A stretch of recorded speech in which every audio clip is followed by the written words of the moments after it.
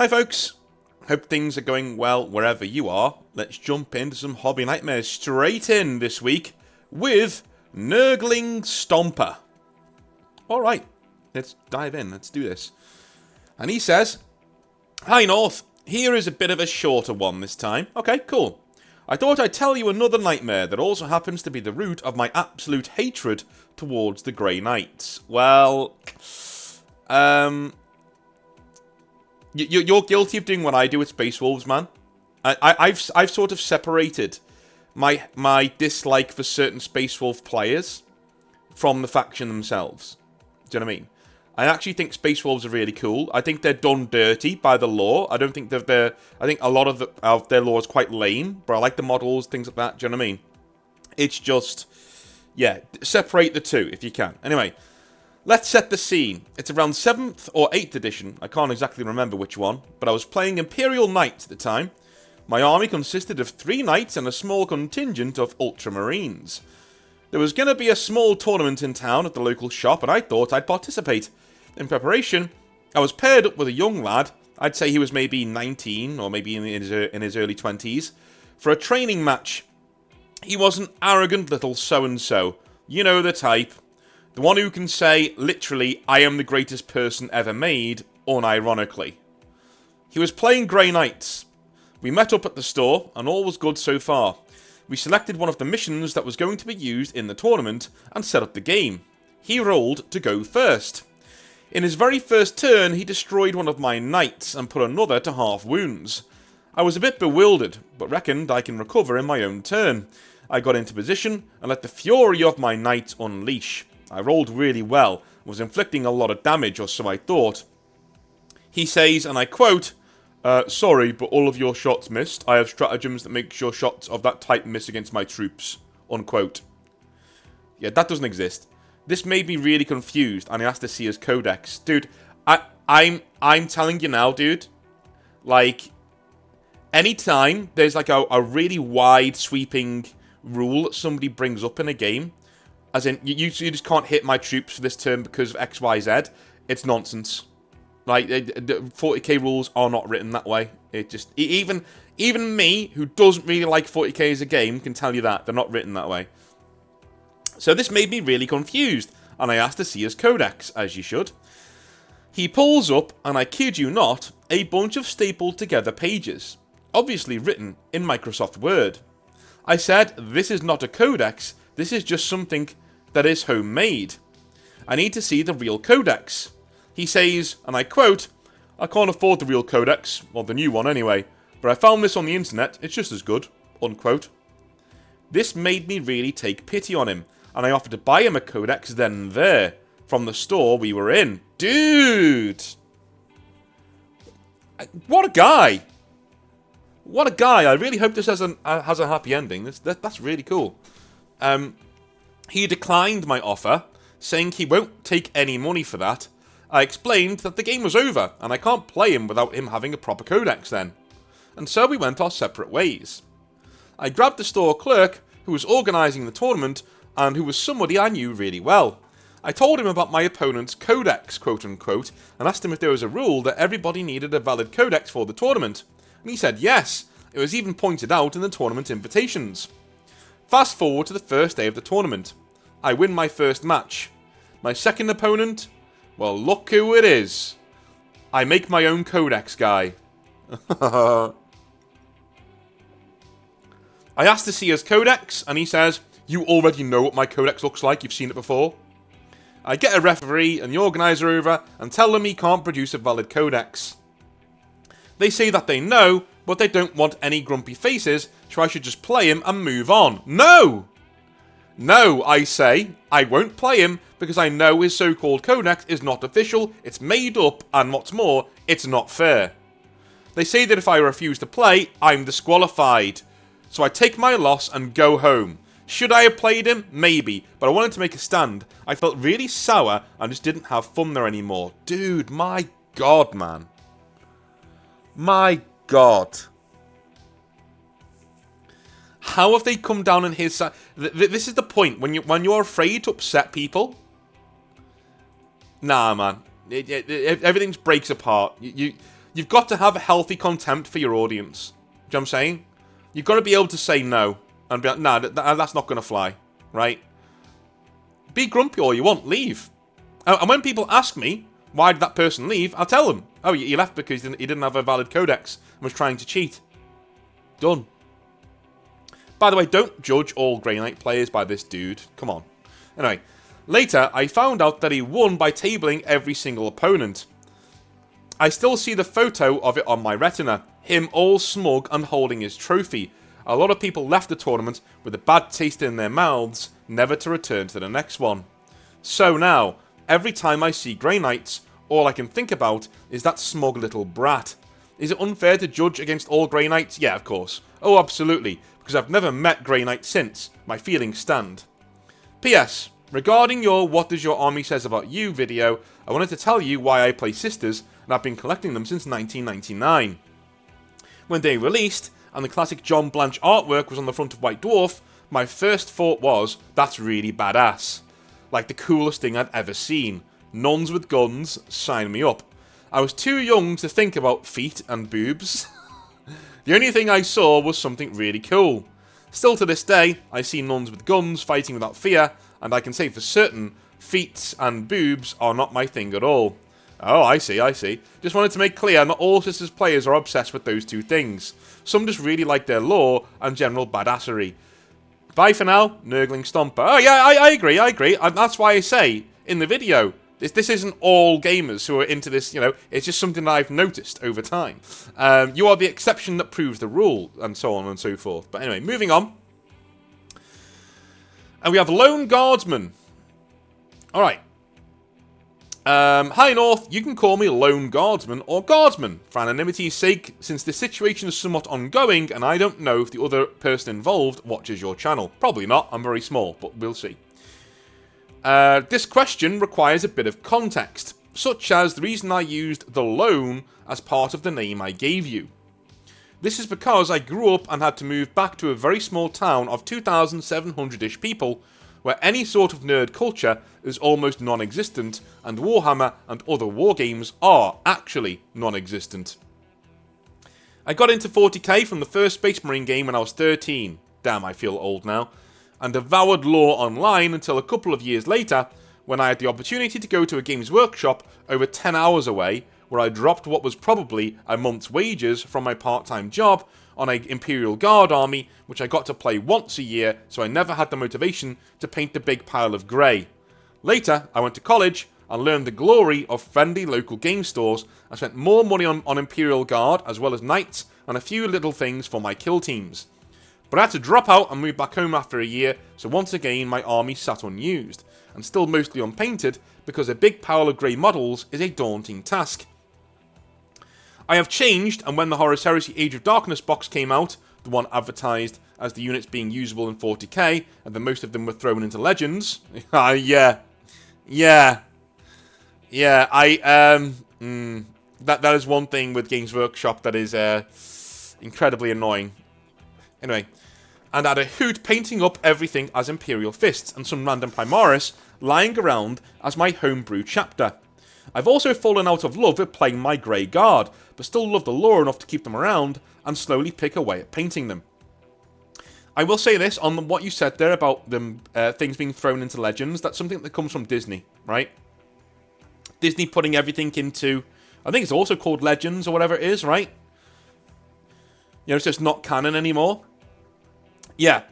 40k used to be the trailblazer. 40k used to be the thing that other nerddom things kind of not took inspiration from, but looked to for like, oh, that's what they're doing. Okay, then I guess we can move in a similar direction, or we can go in another direction, right? They used to be market leaders. Now, all 40k and Games Workshop seem to do is look at video games and other pieces of nerddom and just copy what the corporate's doing over there. Every single decision they make is basically that. It's not great. Anyway, this brings me to today, where due to issues that are unrelated to the story, I spent myself into a big financial hole of credit card debt, which is a nightmare of its own, but not appropriate for your channel. And I've been slowly working on fixing it, but making trips to the closest friendly local game store. at 2.5 hours away was basically impossible. But I had an incredible stroke of luck. Two brothers I happen to know got bit by the Warhammer bug and started building Chaos Space Marines as well as 3D printing some stuff, including the star of this particular nightmare. The first game I played there was Titan. Sorry, what? The first game I played there was no Titan, and I brought my guard since I wanted to finish painting my fists before using them, and I won a pretty disorganized kitchen sink list. Okay. Which felt kind of nice since I've won maybe 2 games before, but that was also the end of my love for playing guard. For our second game, they requested I bring my guard, so I whipped up a fluffy list, light on tanks, with only one of them, since they don't have much anti-armor, and a pair of Armiger Warglaves, since one of them plays Core Knights, and I thought fighting chainsaw mechs would be a cool thing for a Core Knight army to do. Alright, cool. Alright. Then they dropped it on the table, the star of a nightmare. A Warhound Titan, which proceeded to absolutely thrash me, so badly that I'm just no longer interested in playing guard at any size over 1,000 points. We drew, but only because I misremembered a rule where we agreed to do units still standing rather than kill points. I later told them I actually should have lost due to that rule. But the brother who owns the Warhound kept talking about it's cursed and never wins a game. So he messages me on Discord asking if it would be okay to run at a lower point value. This seemed kind of sketchy to me. Yeah, well it is, yeah. But looking online, the general consensus is don't run Titans unless either there's another Titan to shoot at you or you have a massive table, because otherwise they suck. So I figure I'll hear him out, and from 1,100 points he wants to drop it to 600. 600 points, a move I consider to be insane and totally out of line. He then wants to compromise at 800 points when I suggested 1,000 points, because that's what it costs for me to put up something with a fair chance at fighting it, a Shadow Sword and a Knight Castellan or a Baneblade. So North, my question for you is how should I handle this? Is there a fair compromise that I'm not seeing? Unfortunately, I can't just say into the sea with you, I'll play with somebody else, since I literally have no other options for games for the foreseeable future. I've actually suggested not using any Super Heavy or Titanic units, except for pre-ranged games, where we mutually agreed to bring our big toys, but this request seems to show that he's not interested in that. Thanks for reading, Guardsman. Okay. Alright. Here's what I'm going to say, man. Here's what I'm going to say. What I would do in this situation, because normally I would say, just leave, play somebody else, right? What I'm going to say to you, what you should do is make a campaign, right? Say to him that you've seen campaign play that you think's really cool. And because he has a Titan, you shouldn't just waste it on normal games. It should be this big thing that you get to do at the end of a campaign, right? So, look up how to write a campaign. There's loads of guides up there. It takes you about 20 minutes to write up a really, skull and bones campaign with nothing else attached to it, right? You do that, and like a tree campaign would be good, or something like that, right? Where if you win, you go onto this rack. If you lose, you go onto this rack. And each of them ends with a Titan at the end of it, where you get to fight with a Titan. That would be a really cool way of getting both what you want. You get to play your normal games of 40k, and he gets to play with his Titan. Maybe say to him too, tell him, show him what you've learned. Dude, you can't use a Titan under 1,000 points, because I wouldn't have anything that's capable of killing it. It would be pointless for us to play the game. And, mate, if you've given him both of those chances, you've given him a way to play with his Titan, and you can both get what you want. You've then told him why you can't play with a Titan under 1,000 points. Literally, you've shown him why that's the case. If you've done both of those two things, and this guy still wants to die on the hill of, I want to play with my Titan in a game that you can't win, then you need to walk away. Because he's in the same boat. He's got nobody else to play with too. Just say, no, I'm not doing that. And I'd rather have no hobby than bad hobby. So, no, I'm not doing that. Right? All you need to do is give him every tool and every opportunity that you never normally would, because you've not got anyone else to play with, you give him every opportunity to play the game fairly. You say, listen, we can do this in a campaign way, and we can play normal games, by the way, with your Titan if you want, right? But it's got to be above this certain point threshold, or the game's not worth playing. Because I can't win. What would be the point? It'd be me turning up, watching you blast all my stuff off the table. What would be the point? You wouldn't have fun, and I wouldn't have fun. Maybe you would, but I wouldn't, and I'm not wasting my time. So lay it out to him in black and white, show him what you've learned from forums and from rule books and all these other things. Empirically, you can prove that you're right. You literally can. So prove that you're right. Say, listen, here's what I found, and here's why I'm not playing at 800 points with the Titan, right? Okay, here's a way we can do it at over 1,000 points, and here's the games I would love to play. And by the way, here's a campaign structure where maybe we can play with a Titan under 1,000 points if we get to that stage of the campaign, right? Here's a myriad different ways to play with your Titan in 40k. If you don't want to do any of these myriad different ways, and you just want to have your cake and eat it, and so I can't win and I can't enjoy my hobby, then I just won't play. And we'll agree to go our separate ways, right? Give him every opportunity, but also be prepared to just go, nah, dude, I'm not doing this. Goodbye, right? Alright. Let's go with Bob. Alright. He says, evening, Northern. Hello, Bob. How's it going, man? I found your channel a little bit ago, and by the way, Bob, you will know who you are, right? You've done a faux pas here. You've put your name at the end of the email and then said, oh, please don't read it out. Dude, that doesn't work. It's got to be in bold capitals at the start of the email. I caught it this time, but you are one lucky so-and-so. Because if I'd have gotten to the end of this hobby nightmare and I read your name out by accident, I wouldn't be re-recording the video. Because I've left clear instructions on what to do. Don't put your name at the end of the video and then say, don't read that out. It's like, dude, I just did read it out. Because, you know, you've got to put it in a way that's going to be read out. So put it right at the start. Please don't say my name. Alright? But we'll call you Bob for now. Evening, Northern. I found your channel a little bit ago and decided it was high time to drop some stuff of my own. For background, I live in Northern Ireland. I've known of 40k ever since stumbling across Dawn of War Winter Assault in a gaming cafe at a young age, before I had access to a worthwhile rig of my own at home.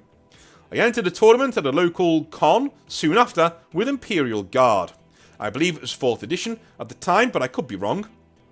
But between a disastrous time in school that I will not be getting into, as well as having anything nerdy beaten out of me, I dropped the model side of 40k for a little while. That changed with Space Marine 1, which we've already mentioned once today, that's cool, which I loved, and it allowed me to venture into the wacky world of making my own custom chapter. I won't go into too many details of my blood giants, as I'd like to save that for maybe a future homegrown chapters video if you're still doing those, as they've been massively changed and deepened lore-wise with Space Marine 2. That being said, some details may pop up as they were at the time for various reasons. Okay, so I am going to do homegrown chapters, homebrew chapters towards Christmas. So we're going to be doing that towards Christmas. I will be starting it up, and there will be an announcement on what to do. You know, and if you have sent me in your custom chapter over the past year, right, send it in again at the time when I ask, because I'm not gonna, you know what I mean, like I'm not gonna go back all the way through my emails. There's thousands of them, so I will put an announcement up saying, you know, first come first serve. Send in your chapters, and if you send me an email saying, well, I've already sent you mine in 2023, yeah, dude, no, like just send it again. Just send it again, and it'll get read out.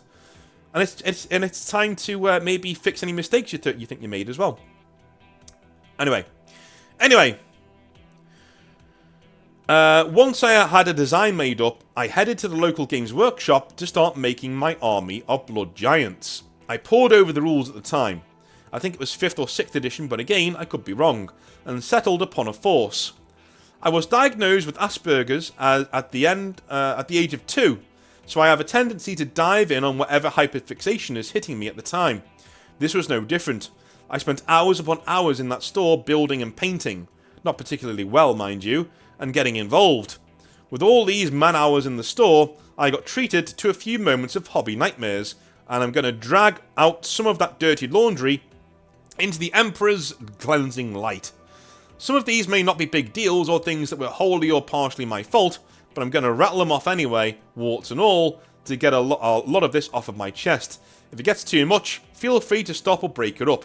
I'm just spouting what I remember and seeing what sticks. Alright, well dude, for somebody with Asperger's, you know, this is really well written, so well done to you. The usual schedule was arriving early so I'm going to read that again because that was my fault. The usual schedule was arriving early as I could, to the Belfast Games Workshop, which at the time was tiny. There was barely space to move around the tables, to a tiny painting table near the back, and you often had to get up or squeeze in and think slim thoughts for people to get past where you if you were there. The staff was mostly very good and attentive, even offering to help base coat models for people. I'd sit there for as long as I could manage painting away, using the food court at the shopping centre the store was in for lunch and going right back. I'm not a great painter or modeller, and never really had the time at the weekends to attend the classes the store did, so progress was pretty slow. This is where the problem started with another regular of the store. For context, I concede this guy was a far better modeller and painter than me, and I've been doing it for a while longer. The difference is, being this guy was bar none the smuggest jackass I have ever met. He was a Chaos player, and when he realised I was making Space Marines, he would take every single opportunity to shit-talk them for being loyalist Marines. You might think a couple of comments wouldn't be such a big deal, but no. This was constant. See, this guy took the idea of Chaos always wins, quote-unquote, and took that to mean playing Chaos was the only right choice, and he loved to rip on me just trying to finish a Marines list while stupidly trying to do a fancy conversion of my Chapter Master. More on that later. I can't speak for if he was like this with others all that much, but he was insufferable to me a lot of the time. The main problem was, I was still a newbie to the lore, and hadn't really delved in super deep, so once he started realising I wasn't going to turn to the ruinous powers by the 30th speech on how Chaos is the true path, and the Imperium doesn't love you, etc, etc, he apparently decided the best way to get me to change was to try and nitpick my Blood Giants lore and change them completely, even if it meant making up stuff that wasn't even slightly true. First thing he attacked was their successor chapter. I hadn't delved super deep into the lore for my Blood Giants other than 3 main points. That they were White Scar successors, 22nd founding, that they were extremely protective of Imperial civilians, even against other Imperial forces, and this did bring them problems. Even in my teens, I was trying to avoid any Mary Sue-ness, and that they went extremely heavy into bikes and vehicles.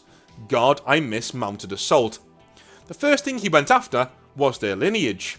He first tried telling me that the White Scars couldn't even have successor chapters, but even I knew that was BS. So then, he tried to tell me I was doing them wrong because they didn't all race bend into Mongolians once they got the Khan's gene seed.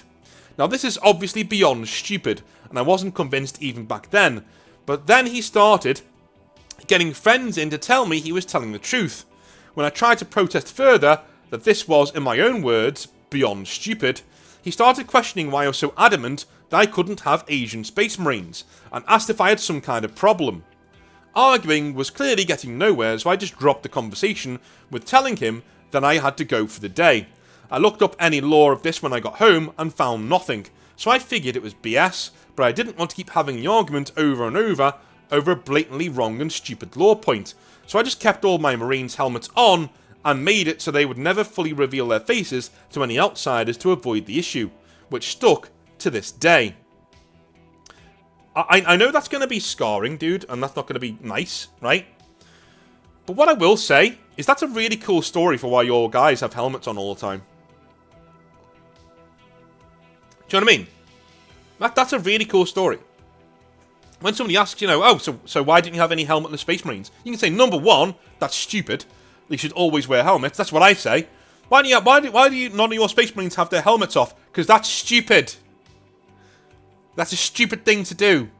Right? Wear your helmet. And also you got that really cool story of the one hobby nightmare you had. That's really cool, man. And moving on though, because I quite like your writing style. I think this is really cool. And this is the kind of thing I've come across in my time. One of the main reasons why I dislike Space Wolves is literally, I've always intermingled, when I started the hobby, I intermingled my custom chapters with the Grey Knights, because I just loved Grey Knights, and I like the weapons and armour and stuff. And I would get Space Wolves all of the time. Just like, oh, they're not as good as Space Wolves, because the Months of Shame and Grimnar's so cool, and, And it just like, dude, I didn't ask for your opinion. I didn't ask for your opinion. You asked me what my army was and how I'm building it. I told you. If you're gonna be a dick about it, move away, right? People do that to me all the time, dude. It's where it comes from most of the time. Is that attitude of, you're not doing the hobby the way I want. So, by the way, this guy race baiting as well. Get to fuck. Get in the sea, right? How low can you be?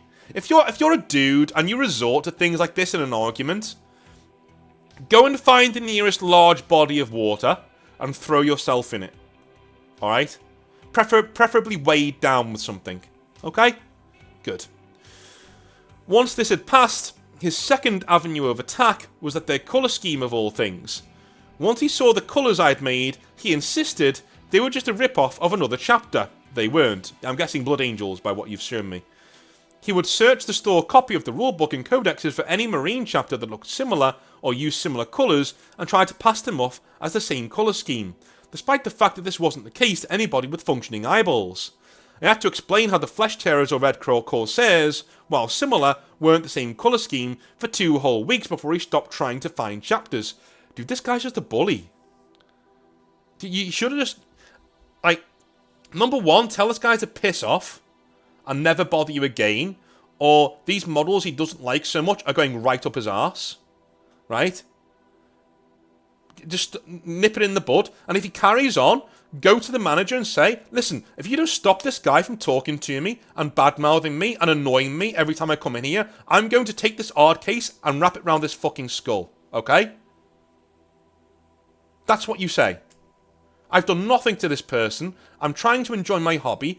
I'm here putting money into the store, right? I'm a good customer, and this guy's bothering me constantly. Can you tell him to piss off, please? Or I will, and you won't like how I do it. That's what you do. When people say, don't tell people about your bullying. No, you should. But tell them in the right way. Don't go whinging. Oh, he's just talking to me. No, don't do that. Say, listen, if you don't deal with this, I will. And you won't like how I deal with it. If you don't deal with this guy saying this stuff to me, I will deal with it. And then you'll have an issue on your hands. So sort it out. That's in school, by the way. If you're in school and you're being picked on, number one, give it them back. Give it them back. Both barrels. Anything you get from somebody else, if they try and take liberties with you and have a go at you, give it them back. Straight away. If you take a finger, I'm taking an arm. Have that kind of an attitude. And people won't mess with you. They'll leave you alone. Right? I'm serious. And if you don't want to do that, right, or if you are giving it back and they won't stop, go to somebody and say, listen, if you don't sort this out, a teacher, a headmaster, whatever you need to do, head of year, you say, if this guy won't leave me alone, I'm going to sort it out. Right? And you won't like how I deal with it. So either take me out of this school, get me away from this person, or get that person away from me, or you're going to have an issue on your hands. I'm not going to say what's going to happen, but I'm at the end of my tether here. You're not helping me. So if you don't help me, I'm going to help myself, and you're not going to like how I do it. That will get him off their arse, and he'll help you. Alright? Right, okay. Okie dokie, where was I? His next avenue of attack was to try and get my Marines Exterminatist at every corner. From being a divergent chapter organisation-wise, to winning too much or too little, to not being cruel enough to their own citizens. Everything was grounds for Inquisitor Bumblefuck to swoop in and immediately declare Exterminatus on the entire chapter, without any chance of keeping things secret, or just backhanding them into a fine red mist and blaming it on a marauding Dark Eldar raids or a Gellerfield malfunction or something. To hear him speak, The Space Marines were completely impotent, and any random Grox farmer could get them all killed in an instant. This one in particular pissed me off, that I was putting all my time and work and energy into trying to just keep up painting and modelling wise, and all I was hearing was how useless the chapter I had agonised over actually was. I admit this got to me, and I got a bit bitter about it. Anytime I heard people saying something that the Blood Giants did was an issue with the Administratum or Inquisitors, I just got annoyed and told them they were free to argue with the business end of a bolter, which the staff took as me being aggressive with other people and earned me a couple of talks with the blue shirts. Dude! This is why you go to them first. And by the way, you remember what I said before about, either handle this or I will, right? These are the kind of little beta pushovers who will go against you if you say that. Well, you're obviously the bully. You're getting bullied and you reacted to the bully. How dare you? I hate shit like that, man. I hate it. Remember when I say about plausible deniability and it's the worst? Yeah, this is what I mean when I say that. Bullies who have plausible deniability, like they bully you, and then as soon as they get anything back, they go, "Oh, I'm only joking," that kind of thing. Yeah, go fuck yourself. If you've ever been weak enough to do that,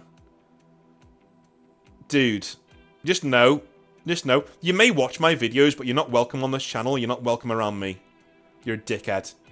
You're the kind of person who picks on somebody, and then as soon as they give you anything back, you go, "Oh, I was only joking. Oh, calm down." Like, yeah. Don't watch this channel, dude. You're not welcome. You're not welcome. Alright? Cool. Unfortunately, despite this guy being the main perpetrator of my hobby woes, this was not the only problem I had. On occasion, this kid, maybe 12, would join the painting table, and he had a severe problem with keeping his hands to his own models. He loved to hide my paint pot sprues and even semi-painted models whenever I was looking away or had to leave for the bathroom or food.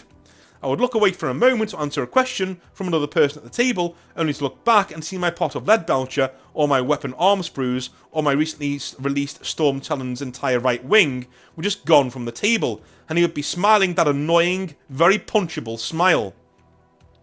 I would then have to search the table to find out where he'd put the thing, as he denied even touching it, even when questioned by staff and told repeatedly that I didn't find this funny and telling him not to touch my models. This came to a head when I leaned over to check a new model release on somebody else's phone, only to immediately snap back and see him grabbing one of my sprues. As he was lifting the sprue back to his lap, I was at my wit's end, and possibly unwisely reached out and grabbed his wrist mid-retreat. I didn't use any real force, merely held it in place and slowly yet firmly lifted the offending hand closer to reach over to take my sprue and pull it out of his hand. He was making a big show of claiming I was crushing his hand, but despite initial concern from the store manager, it was clear that I wasn't crushing or twisting his hand, merely holding it in place. I told him, by quote, and I quote, "Do not try to steal anything on my quarter of the table ever again," unquote, and I released his hand. The manager at the time gave me a look to simmer down out of the corner of my eye, but other than that, nothing came from the incident, and the kid did not touch my models again, so I could start painting faster. Well, dude, you did the right thing.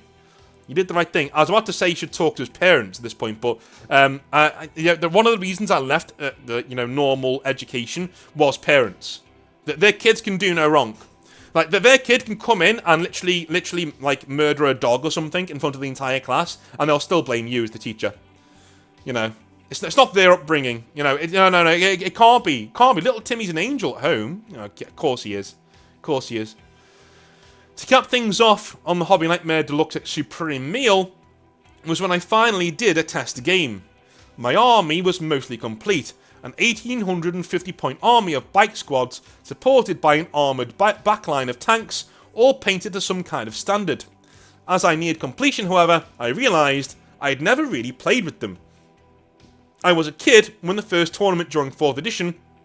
I was a kid when I first did the tournament during 4th edition, and I needed to be effectively babysat through it. So I figured I should find somebody to learn the game flow with. During this time, the store had put out applications for some new blue shirts. I applied, but I didn't get in. At the time, there was a new blue shirt in the store who I had never seen before. Now this guy has already seen me coming in with my supplies and gave me what I can only call the dirtiest look I had directed at me for a long time. A mixture of exhaustion and disappointment. You see, telling a parent at 10 in the evening you need a school project for tomorrow. That kind of look. But I was locked in, on finishing the last few models, and the guy was new, so I didn't think much of it at the time. As I worked, I asked, while the store was empty, how I should set up some practice rounds to get the rules down. Nothing too crazy, a squad or two and a HQ to get the hang of things. When I said this, he immediately jumped at the chance to do the intro to do the intro with myself, despite me saying that it didn't have to be a today thing and just a general statement of interest. So, we set up a skirmish on one of the smaller tables. My chapter master attached to one of the two bike squads versus his Legion of the Damned squads and a chaplain. When we started fighting, however, there were some strange things going on that in hindsight I should have called out more, but little noob me didn't want to fight a blue shirt.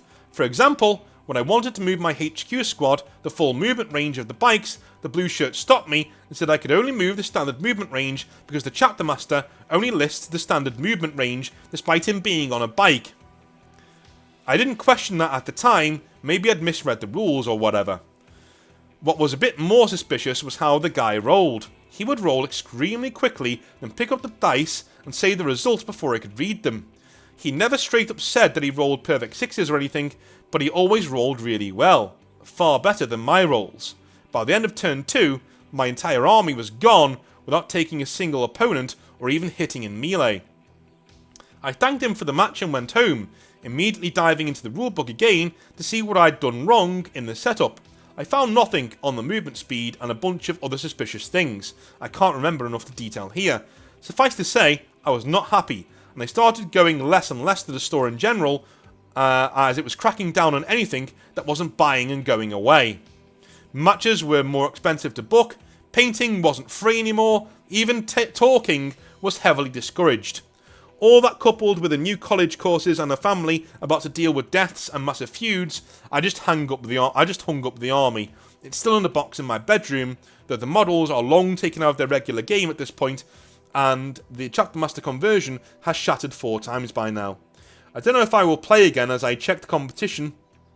I don't know if I will play again as last I checked, the composition I used to have is now impossible, and bikes aren't very good in general. Unless Games Workshop suddenly announces the return of Jakatai Khan, I'm probably out of the tabletop for the foreseeable future, but I do still enjoy the world and want to build on the lore of my blood giants without having to deal with any chaos-filleting race benders, giving me a hard time, making me explain why my chapter master has a tank bike other than the rule of cool.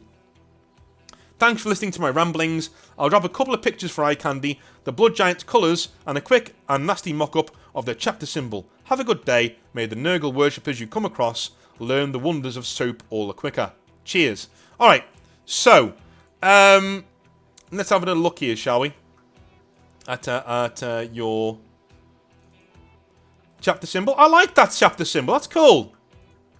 That's cool. It is very Blood Angel-y, but no, it's cool. I like it. So a lot of people are going to think you're Blood Angel successors, but if you explain to me, hey, no, I'm not a Blood Angel successor, I am a White Scars, I'd sit there and listen. I'd be like, yeah, that's cool. I like that. You know, Blood Angels don't have a monopoly on blood drops. Whoops. Already done that one.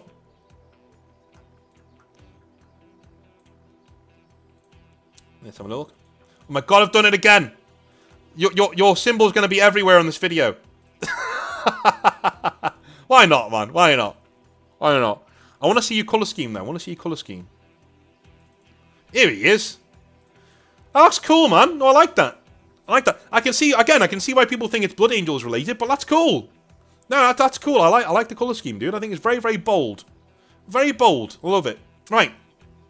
That is Hobby Nightmares for the day. I hope you have had a wonderful time, and I'll speak to you tomorrow for some more 40k Vantage, and on Friday for more Hobby Nightmares. Have a wonderful rest of your day, and I'll speak to you soon. Have a good one. Bye now.